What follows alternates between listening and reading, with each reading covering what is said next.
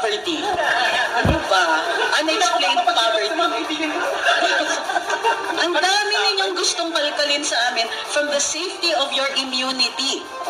Pwes, may limitasyon din po ang immunity ninyo. Correct. Parang yung sinasabi ninyo sa amin, kaya nyo magsalita, dito kayo magsalita sa amin ngayon. Kami, sabihin din namin yan sa inyo, Mr. Congressman, tara sa korte, doon kayo mag-explain. Nakikita natin dito may disparity, may pagkakaiba. Congressman yung kalaban namin dito.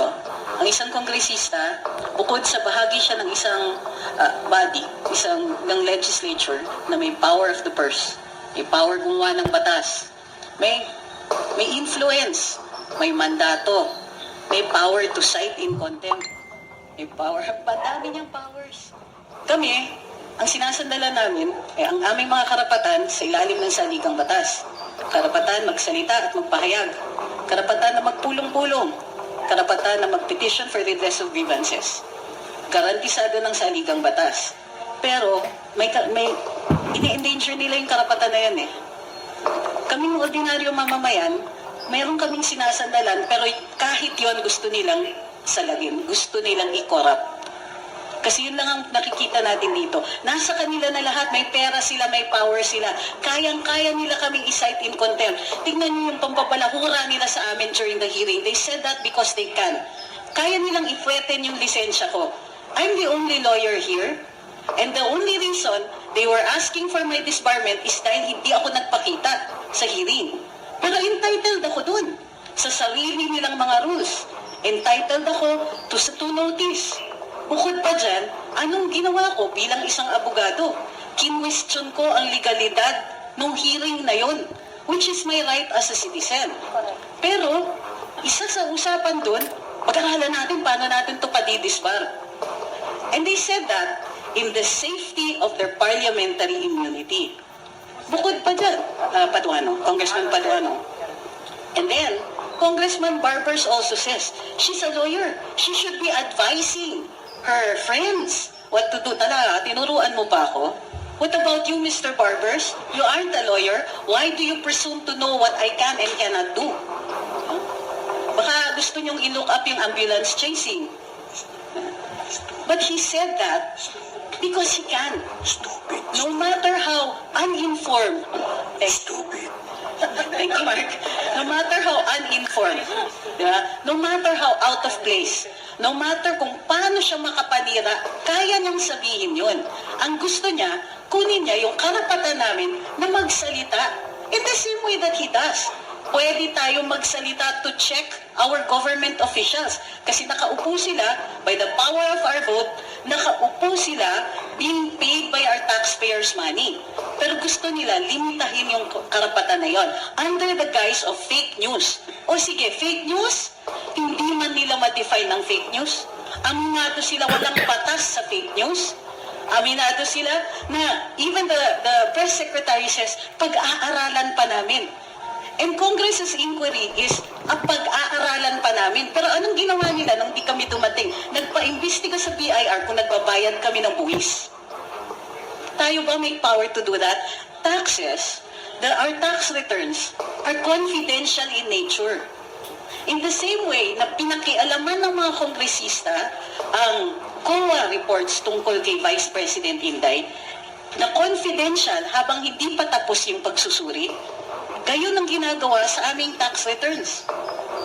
Sino ba sa kanila ang willing na magpakita ng kanilang salin? Ha? Kung gusto niyo lumaban, sige, pero magdidemand ako laban patas. I'll show you you show me yours, I'll show you mine. Yes. Labas niyo salin niyo. Labasan. Labasan ng pera. Gusto nila. Sa kanila, meron. Malalaman yung qualified pala kami sa 4Ps. Ipapasok tayo sa 4Ps. Sila may hidden wealth, kami may hidden poverty. Ano ba? Unexplained poverty. Baka malaman yung account ko yari tayo. Social climber man. Bukod sa silent, may liquidation din, ha? Ayun. Nga pala. Habang nandito na rin lang tayo, labas nyo na rin kung paano nagkablanko yung BICAM report.